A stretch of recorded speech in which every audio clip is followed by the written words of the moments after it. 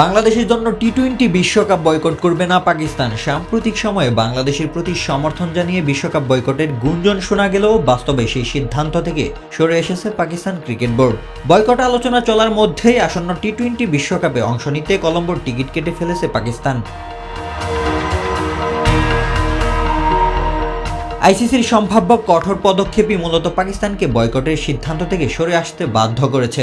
আন্তর্জাতিক ক্রিকেট থেকে সাময়িক নিষেধাজ্ঞা, আইসিসি টুর্নামেন্ট আয়োজনের অধিকার হারানো এবং বার্ষিক রাজস্ব বন্টন বন্ধ হয়ে যাওয়ার ঝুঁকি ছিল পাকিস্তানের বড় উদ্বেগের বিষয়। পাশাপাশি পাকিস্তান সুপার লিগ পিএসএলেও বিদেশি ক্রিকেটারদের এনওসি না পাওয়ার আশঙ্কা তৈরি হয়েছিল পাকিস্তান ক্রিকেট বোর্ডের মধ্যে।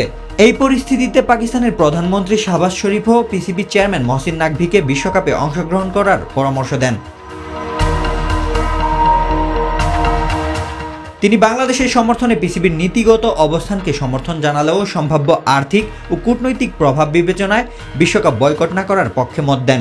বাংলাদেশের পাশে দাঁড়িয়ে পাকিস্তান বিশ্বকাপ বয়কটের ইঙ্গিত দেওয়ায় তা আন্তর্জাতিক ক্রিকেট অঙ্গনে আলোচনার জন্ম দিলেও শেষ পর্যন্ত পাকিস্তান সেই অবস্থান থেকে সরে এসেছে। ফলে বিশ্বকাপ বয়কট ইস্যুতে পাকিস্তানের অবস্থান নিয়ে নতুন করে আর কোনো সিদ্ধান্ত আসার সম্ভাবনা নেই।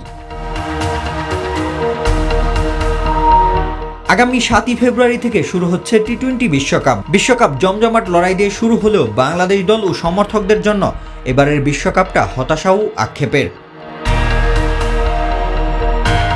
রোশন মনির, আলটিমেট স্পোর্টস।